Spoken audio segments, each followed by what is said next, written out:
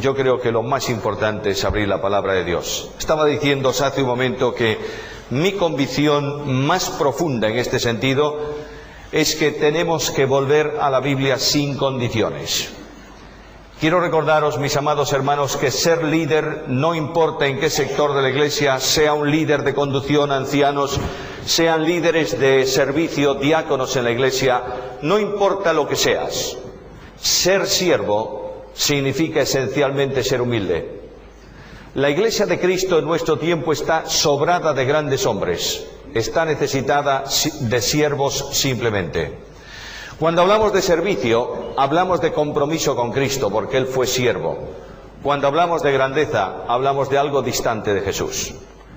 Cuando hablamos de entrega incondicional, estamos hablando de experiencia vital con el resucitado que murió en una cruz. Cuando hablamos de ocupar posiciones de dignidad y rango en la Iglesia, estamos hablando de algo que Jesús desconoció absolutamente en su ministerio. De ahí que en este tiempo en que vamos a considerar aspectos de liderazgo, yo creo que necesitamos iniciar este tiempo con un repaso en la tarde de hoy sobre dos aspectos que tienen que ver con la base esencial de la vida cristiana. Yo quiero hablaros primeramente en el cambio renovador que necesitamos todos. Quiero hablaros de la identificación con Cristo. No hay posibilidad de vida cristiana que no sea desde el plano de la identificación. Porque vida cristiana es, como todos vosotros sabéis, Filipenses 1:21, las palabras de Pablo: para mí el vivir es Cristo. El apóstol Pablo vincula su vida a Cristo. El apóstol Pablo liga su vida a Cristo. El apóstol Pablo dice: nadie busque a Saulo de Tarso, busque a Cristo viviendo en Saulo de Tarso. De ahí que Pablo dice: ya no vivo yo, Gálatas 2:20, es Cristo el que ahora vive en mí. La vida del seguimiento a Cristo, la vida de identificación con Cristo, no es asunto de religión. En ningún lugar de la Escritura, en el Nuevo Testamento, encontramos preceptos religiosos que identifiquen a los cristianos. La identificación con Cristo consiste en vivir a Cristo en nosotros. De otra manera, el cristianismo no es religión, es comunión con Cristo. Y el servicio no son posiciones en la Iglesia, es seguimiento en las huellas que dejó el crucificado Señor. Estamos siendo llamados a seguir a un crucificado despreciado, desechado, pero tremendamente comprometido con el Padre y con la Palabra. El gran problema de la vida de Cristo es que Jesús enfrentó, o si lo preferís mejor, confrontó directamente el estamento religioso de su tiempo. Aquellos que se gloriaban en su esencia religiosa, en su tradición histórica, en su sistema establecido, y Cristo sacudió ese árbol, y de ese árbol comenzaron a caer la fruta podrida de aquellos que estaban manteniendo el sistema, y por esa razón Jesús fue sentenciado a muerte en el segundo año de su ministerio. Este es el Cristo al que se nos convoca para seguir, el Cristo del compromiso, del sufrimiento, de la entrega, de la renuncia, del conflicto, no importa lo que, pero el Cristo admirable con el cual, en el cual y por el cual puedes sentir paz en tu vida. Y puedes descansar en una cárcel como Pablo y decir: todo lo puedo en Cristo que me fortalece. Os invito a la lectura de Filipenses capítulo 1. Para tomarlo como fondo, Filipenses capítulo 1, comenzamos la lectura en el versículo 12. Quiero que sepáis, hermanos, que las cosas que me han sucedido han redundado más bien para el progreso del Evangelio, de tal manera que mis prisiones se han hecho patentes en Cristo en todo el pretorio y a todos los demás. Y la mayoría de los hermanos, cobrando ánimo en el Señor con mis prisiones, se atreven mucho más a hablar la palabra sin temor. Algunos, a la verdad, predican a Cristo por envidia y contienda, pero otros de buena voluntad. Los unos anuncian a Cristo por contención, no sinceramente, pensando añadir aflicción a mis prisiones, pero los otros por amor, sabiendo que estoy puesto para la defensa del Evangelio. ¿Qué pues? Que no obstante, de todas maneras, o por pretexto o por verdad, Cristo es anunciado, y en esto me gozo y me gozaré aún, porque sé que por vuestra oración y la suministración del Espíritu de Jesucristo, esto resultará en mi liberación, conforme a mi anhelo y esperanza de que nada seré avergonzado, antes bien, con toda confianza, como siempre, ahora también será magnificado Cristo en mi cuerpo, o por vida o por muerte, porque para mí el vivir es Cristo y el morir ganancia. Cuando hablamos de identificación con Cristo, necesariamente tenemos que hablar de experiencia de salvación. La experiencia de salvación se produce en un acto de entrega incondicional del hombre a Dios en respuesta al mensaje del Evangelio. El mensaje del Evangelio proclama la salvación de Dios obrada, realizada en Jesucristo. El mensaje del Evangelio proclama un mensaje de gracia de alcance para todo aquel que cree, y el Espíritu Santo, en esa acción trinitaria en la salvación de las personas, ilumina el entendimiento del pecador perdido, para que con su iluminación el pecador perdido sienta su condición perdida, descubra la gloria de la cruz y sea capacitado por medio de la fe que el Espíritu genera en el corazón humano para rendirse a Jesucristo. La entrega al Salvador no se produce en un mero acto intelectual, sino en un acto vivencial. De ahí que el apóstol Pablo, cuando habla de fe y de salvación, dice en el capítulo 10 de la carta a los Romanos, en los versículos 9 en adelante, que nosotros creemos en el corazón para salvación. Con el corazón se cree. Cuando la Biblia habla de corazón, todos lo sabéis muy bien, no está hablando de la máquina que mueve la sangre en el cuerpo, sino del núcleo operativo de la personalidad humana. En el corazón se descubren los pensamientos que después condicionan las intenciones y hacen funcionales los actos en el exterior. Por eso Jesucristo dijo que de la abundancia del corazón habla la boca.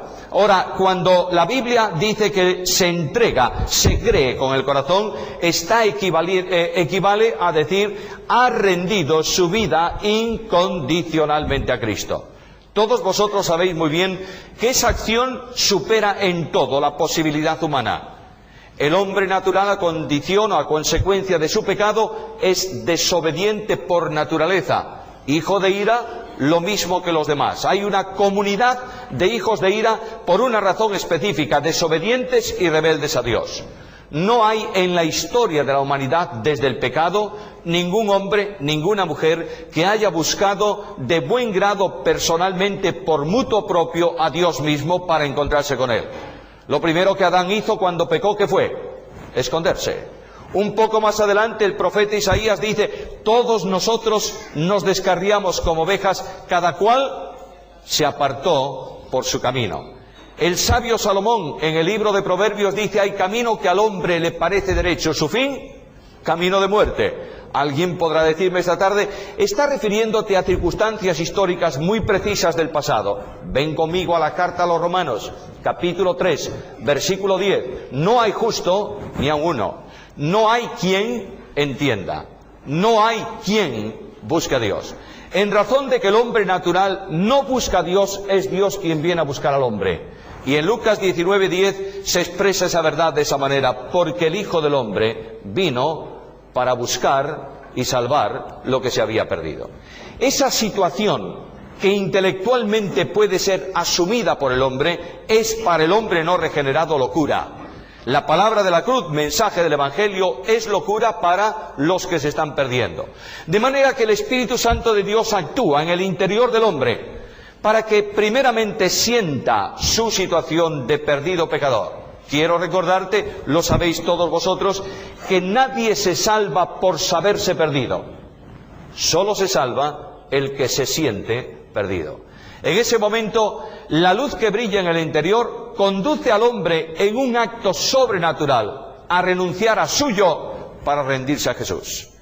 La salvación es esencialmente un acto de obediencia que se expresa en una acción de adoración.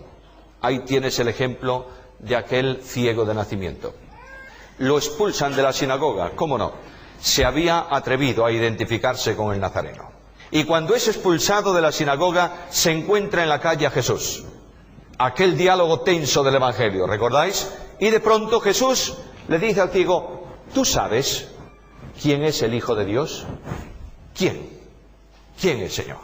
Yo soy el que hablo contigo. Y dice el evangelista: entonces el ciego dijo: creo, Señor, y le adoró. Ahí tienes la entrega incondicional de todo lo que el hombre es a Dios. Romanos 12:1. Os ruego por las misericordias de Dios que presentéis vuestros cuerpos en sacrificio vivo, adoración.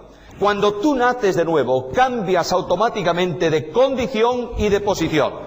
Y aquella condición de hijos de ira en un mundo esclavizado por el pecado es transformada para ti en un reino de esperanza. Porque Pablo dice que nos sacó del poder de las tinieblas y nos trasladó al reino de su amado Hijo. Sería interesante detenernos en este asunto del reino, tan mal llevado y traído.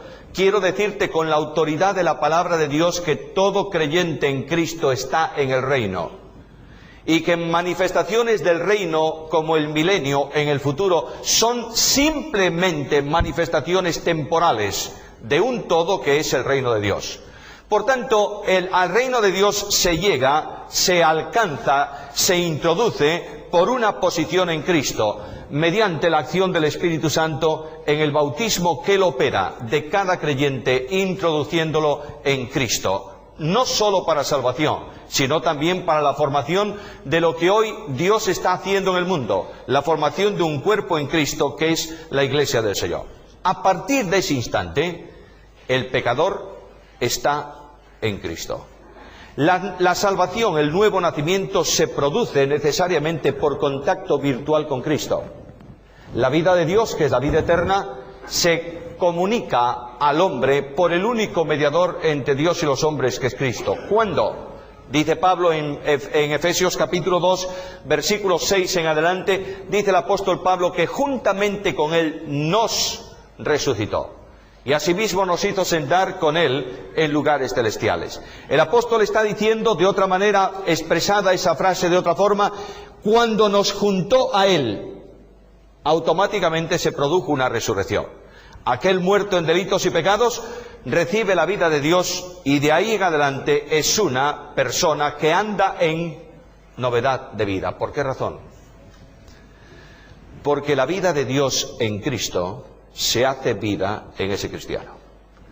Porque la naturaleza vieja deja paso a una experiencia de vida en Jesucristo.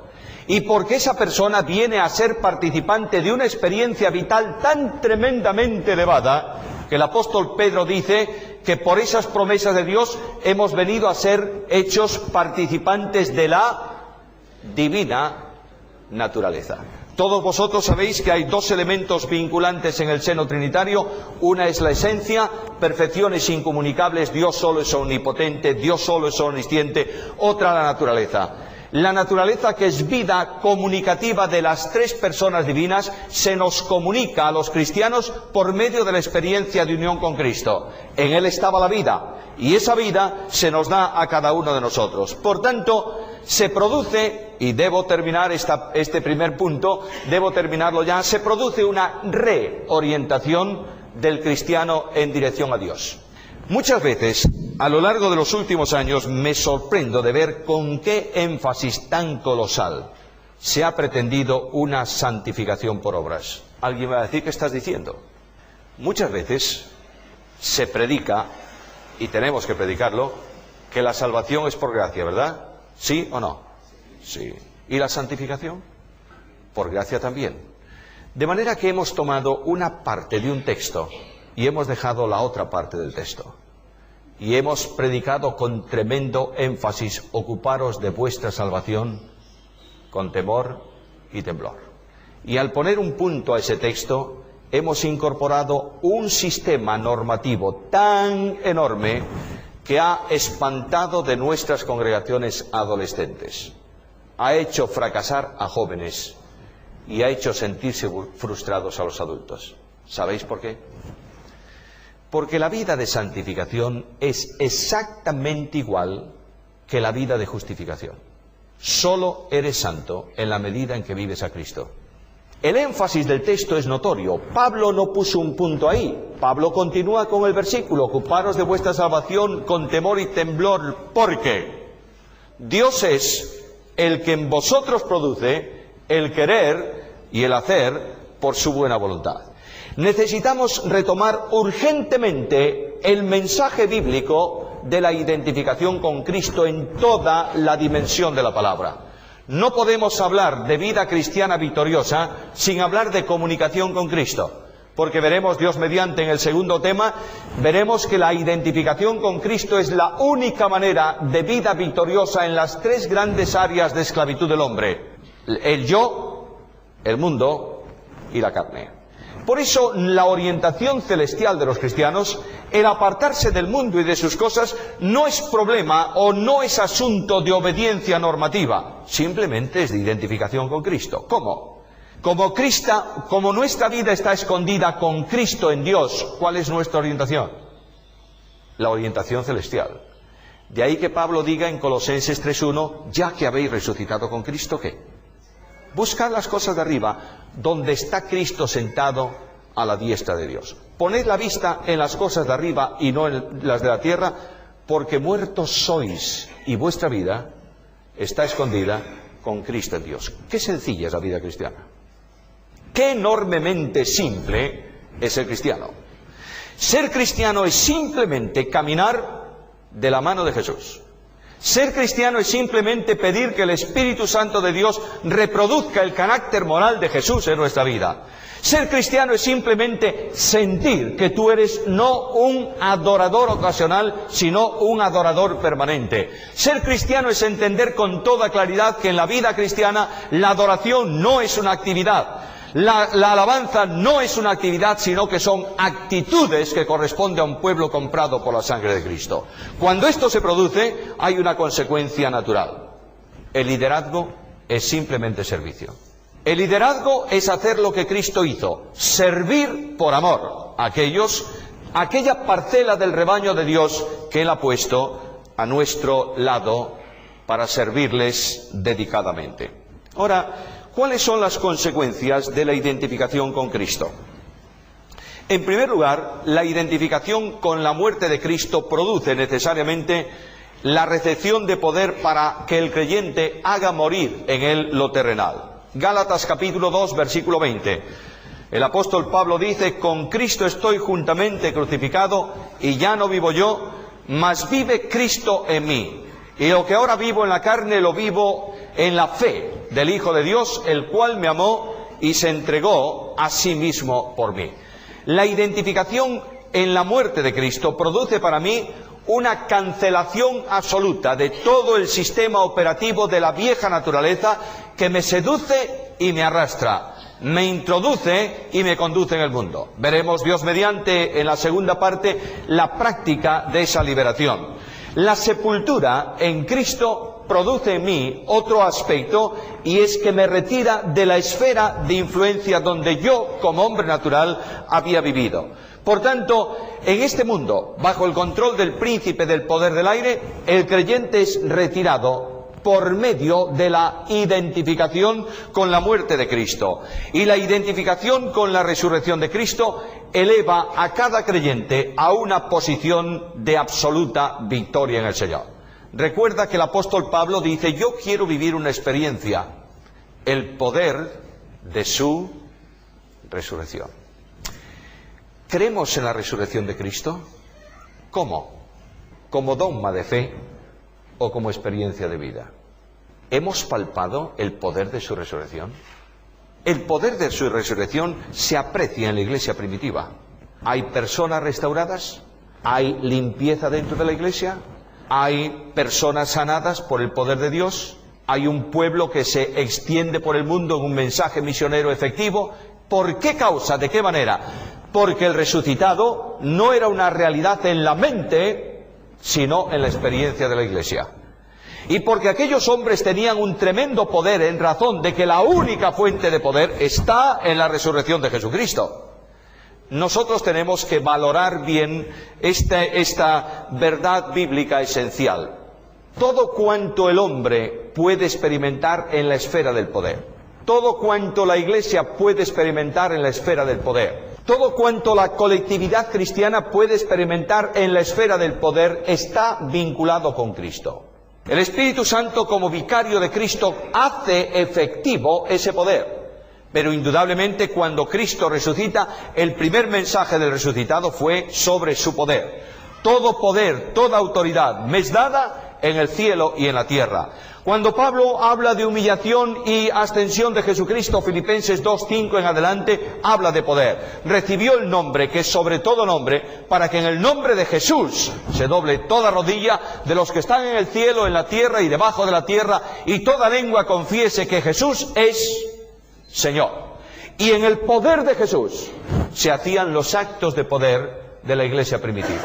Recordáis que cuando Pedro sana al cojo de la Puerta Hermosa, no utiliza para nada la relación o el nombre de Espíritu Santo. Dice, en el nombre de Jesús, este ha sido sanado. La aplicación del poder fue obra del Espíritu, sin duda ninguna. A veces nosotros buscamos un poder en el Espíritu Santo cuando no estamos en comunión con Cristo. Si tú no estás en comunión con Cristo, el vínculo de relación entre lo que Dios da y lo que el hombre puede recibir está interrumpido. Es necesario retornar a Jesús. Es necesario que la Iglesia, los creyentes más sencillos, los hombres, las mujeres, los adolescentes, los líderes, hagan un alto, hagamos un alto en nuestro camino y preguntemos dónde está Jesús en nuestra vida. ¿En qué sitio está Jesús? Y en el momento en que descubres el sitio en que Cristo está, tienes que retornar a la única fuente de poder, que es Jesús. Cuando tú vuelves a Cristo sin condiciones, cuando la vida de Cristo se hace realidad en tu vida, el Espíritu de Dios se mueve en poder en la congregación y se mueve en poder en tu vida. Porque el ministerio del Espíritu Santo, no olvides, por favor, es reproducir a Jesús en los cristianos. El propósito del Padre para la vida cristiana, Romanos 8:29, es este: que seamos hechos conformes a la imagen de su Hijo Jesucristo. Romanos capítulo 6, versículo 11. Así también vosotros consideraos muertos al pecado, pero vivos para Dios en Cristo Jesús. De manera que el creyente tiene que aprender a vivir bajo la experiencia de la identificación con Cristo. La crucifixión de Cristo, la cruz de Cristo, es la fuente de poder para que no vivamos para nosotros, sino que vivamos para Dios. Una evidencia de que un cristiano no vive para Dios es cuando desea tener el primado en la iglesia de Jesucristo. Tienes aquel ejemplo de Diótrefes, aquel hombre, estamos hablando de iglesia cristiana primitiva. Yo hago un paréntesis porque os veo muy tensos, no sé por qué. La iglesia primitiva, hay personas, yo llamo a veces a líderes de la obra creyentes de espejo retrovisor. ¿Sabéis lo que es el espejo retrovisor aquí, no? El del automóvil. Están viendo siempre para atrás. Tú preguntas a una de estas personas, ¿cuál es la mejor iglesia? Ah, si tú supieras la iglesia de hace 50 años. ¿Qué iglesia? Y preguntas a uno de más edad y dice, la iglesia de hace 80 años, eso sí que era una iglesia. Bueno, ¿queréis retroceder en el tiempo? Vayamos atrás. Si la iglesia de 40 era buena y la de 80 excelente, la de 300 inmejorable y la iglesia primitiva única. ¿Has entrado en la iglesia primitiva? ¿Era una iglesia con divisiones dentro o no? ¿Con inmoralidad dentro o no? ¿Con pecados aberrantes dentro o no? Era la iglesia apostólica. Pero todavía algo más. Era una iglesia donde había personas que querían tener el primado. Y cuando alguien en la congregación le discutía bíblicamente ese derecho, ¿qué hacían con él o con ella? No solo lo ponían fuera de comunión, lo echaban de la iglesia. ¿Por qué razón? Porque ya entonces esta especie a extinguir que no se extingue estaba manifestándose. Y quieren tener el yo ellos por una razón, porque el yo de Cristo es demasiado pesado para el yo del hombre. De otra manera, porque no se había producido en ellos la inversión de valores, en donde el yo cede paso al tú de Dios en Jesucristo, y donde Cristo, el siervo de los siervos, se hace realidad esencial en la vida del cristiano. De ahí que a lo largo de la historia de la Iglesia, lo decía al principio, haya habido y hay un enorme deseo de ser en lugar de servir, de estar en lugar de bajarse, de mantenerse en lugar de ayudar. La vida cristiana esencial consiste, el liderazgo cristiano tiene que tomar esto como una realidad fundamental. La vida cristiana no es otra cosa que vivir a Cristo. Hermanos amados, yo amo profundamente las asambleas de hermanos. Soy hermano con H minúscula por los 4 costados.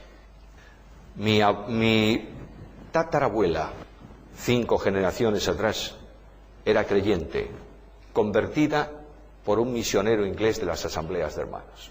Mi bisabuelo, mi abuelo, dedicado a pleno tiempo al servicio en las asambleas de hermanos. Mi padre, anciano de una asamblea de hermanos.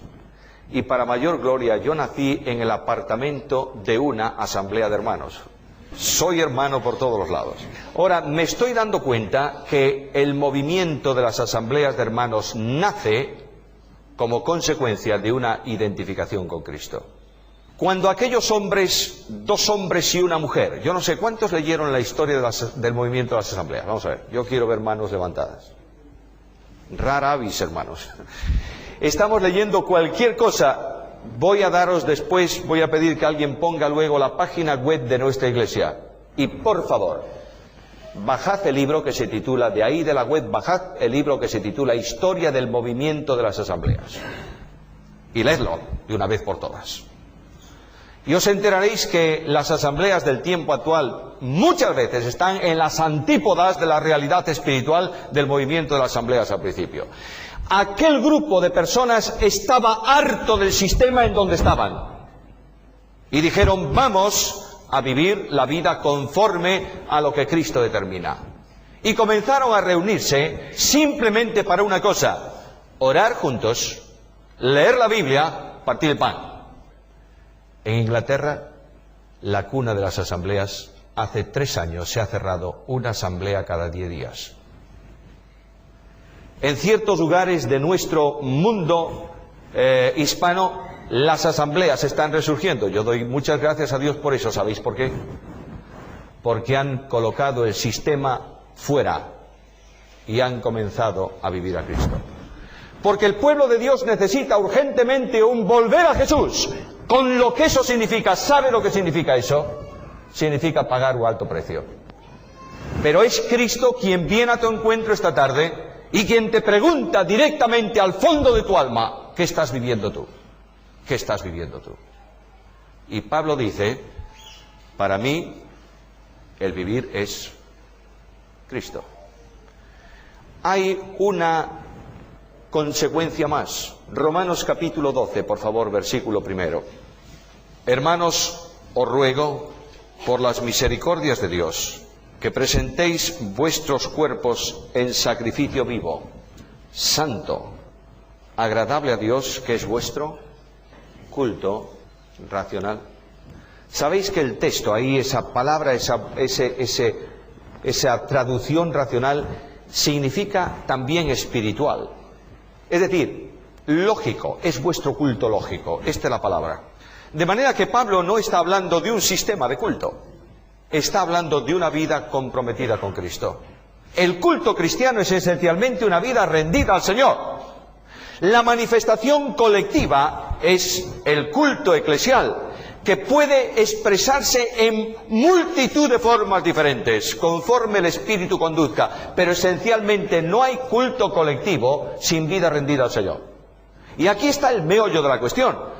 Dios habla colectivamente a su iglesia, la respuesta siempre es individual. He aquí, estoy a la puerta y llamo, si alguno oye la voz y abre la puerta, entraré a él, cenaré con él y él conmigo. Necesitamos retomar este asunto. Cuando tú vas al Nuevo Testamento te encuentras sorprendentemente que los apóstoles no habían establecido ni establecieron en ningún lugar cómo había que hacer el culto.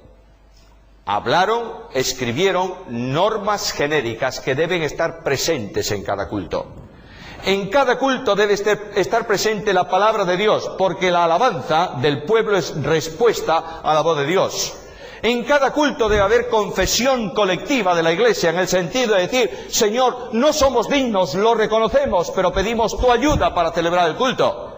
En cada reunión de creyentes debe haber exposición bíblica, debe haber testimonio de la congregación, debe haber alabanza para el Señor. Todo esto bajo la acción del Espíritu Santo. Y si el Espíritu Santo no dirige el culto, no hay culto. Hay formas muy distintas en el Nuevo Testamento. Yo encuentro un partimiento del pan en medio de un estudio bíblico. Encuentro el partimiento del pan en Corinto en medio de un enorme culto, largo culto, donde había aportaciones de todos los tipos. Encuentro una iglesia en Jerusalén con un tipo de gobierno y encuentro una iglesia en Antioquía con algo distinto, porque lo único que Dios busca no es un sistema establecido. Para eso tuvo un pueblo de Israel condicionado por una ley establecida. Dios busca adoradores que adoren ¿cómo? En espíritu y en verdad. Y cuando el Espíritu de Dios es realidad en el culto, y cuando la verdad, es decir, la comunión con Cristo es cierta, el culto adquiere una dimensión impensable, muchas veces y desconocida en la mayor parte de las veces para los jóvenes de nuestras iglesias. Quiero una renovación de la iglesia en Cristo. Quiero deciros, amados hermanos, que cualquier revolución es mala. No creo en la revolución carismática, ni en la revolución ortodoxa. Creo en la renovación bíblica. Y creo que la necesidad de liderazgo de los creyentes es hacer un alto en el camino. No más caminar. Vamos a reunirnos y vamos a ver qué cosa es la identificación con Cristo. Y de ahí en adelante vamos a decir al Señor: Señor, yo quiero solamente una cosa, vivir al Señor. La identificación con Cristo tiene una ética. ¿Es la ética de los creyentes? Sin duda. Es esencialmente la ética del liderazgo. ¿Cuál fue la dimensión asombrosamente impactante de Jesús? Su capacidad de restaurar. Tremendo. Como aquí en San Genaro no me conocéis todavía, ya me conoceréis y ya no me invitaréis más, pero es igual. Yo quiero deciros, hermanos míos, que hace muchos años, cuando yo comencé el ministerio, yo era un hombre dogmático. ¿Tú sabes lo que significa ser un dogmático? Solamente 2 y 2 son 4, no hay nada más. Eso es así. Y hay una raya, el que está en la raya bien, el que no está en la raya mal. Mi vida cambió absolutamente hace unos cuantos años, cuando dediqué 2 años enteros a leer los Evangelios. Nada más que eso. Cada mañana yo dedicaba 3/4 de hora, no mucho, a leer los Evangelios. Mateo, Marcos, Lucas, Juan, otra vez Mateo, Marcos, Lucas, Juan. Y a medida que yo iba leyendo esos Evangelios, se me cayó el kiosco. Dios tomó el árbol de mi dogmatismo y lo sacudió. Y he descubierto un Cristo sorprendente. He descubierto un Cristo que no transige el pecado, pero restaura al pecador. Y he descubierto como un hombre que dice: para mí el vivir es Cristo. Por eso entiendo ahora tantas cosas del Nuevo Testamento. Cuando descubro a un Pablo que dice: para mí el vivir es Cristo, entiendo por qué causa en Gálatas 6:1 dice: vosotros que sois espirituales, ¿qué? Restaurado. Con espíritu de mansedumbre. A lo largo del tiempo, cuando el Espíritu Santo queda contristado en la iglesia y da paso al sistema religioso, la primera manifestación es la ley que sanciona. Y la primera manifestación es buscar a los creyentes para disciplinarlos y golpear a la congregación desde el púlpito con la vara en lugar de golpear a los lobos que vienen al rebaño. Necesitamos retornar a Jesús. Y cuando tú cambias, cuando tú encuentras a este admirable Jesús, tu vida cambia de una forma tremenda. Tu ministerio toma un alcance que no te puedes imaginar. Y sobre todo, te das cuenta que esa identificación exige permanentemente la disposición a pagar un precio. Yo no he venido para hablaros, halagaros y alentaros. Quiero haceros reflexionar. Y quiero preguntarte si estás dispuesto a vivir a Cristo. Si no estás dispuesto a vivir a Cristo con todas las consecuencias, puedes regresar a tu casa dedicarte a otra cosa, porque la vida cristiana es necesariamente identificación con Cristo. Que el Señor añada su bendición sobre cada uno de nosotros.